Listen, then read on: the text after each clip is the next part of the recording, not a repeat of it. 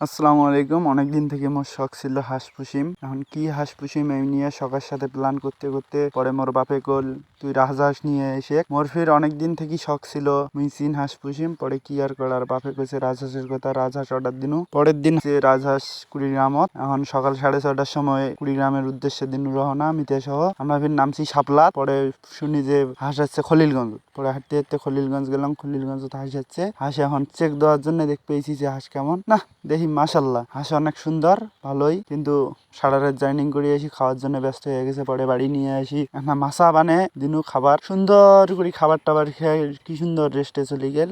মুই ফির পটান জং দুইটা, একটা খাবারের একটা পানির। পরে দেখুন পানির পটর দিছং পানি, এখন গাও ভিজি ফেলায়। সবাই কয়ে যে গাও ভিজে দেওয়ার নয়, ওটা থেকেও কে দিছিল গাও ভিজে দেওয়ার নয়, গাও ভিজাইলে অসুখ ধরবে। পরে বাঁশের চোঙা বানে, বাঁশের চোঙাত পানি দিছিল, দেখুন কি সুন্দর পানি খায় আর গাও ভিজায় না। আর একটা কথা, এখন সবাই কবাইছে এলে রাজহাঁস নয়, এলে হচ্ছে দেশি হাঁস।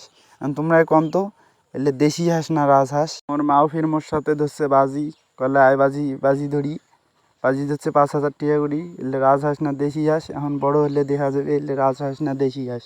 মোর বাপও কয় এলে রাজহাঁস। আমার এলাকাত অতটা রাজহাঁসও নাই, আর আমার বাড়ির লোক রাজহাঁসের বাচ্চাও দেখে নাই, মুইও দেখাং নাই। এখন নতুন নতুন অভিজ্ঞতা, নতুন শোক, দেখা যাক কি হয়। এলে রাজহাঁস না দেশি হাঁস। আজকের এই পর্যন্তই, দেখা হবে পরের ভিডিওতে। খোদা হাফেজ।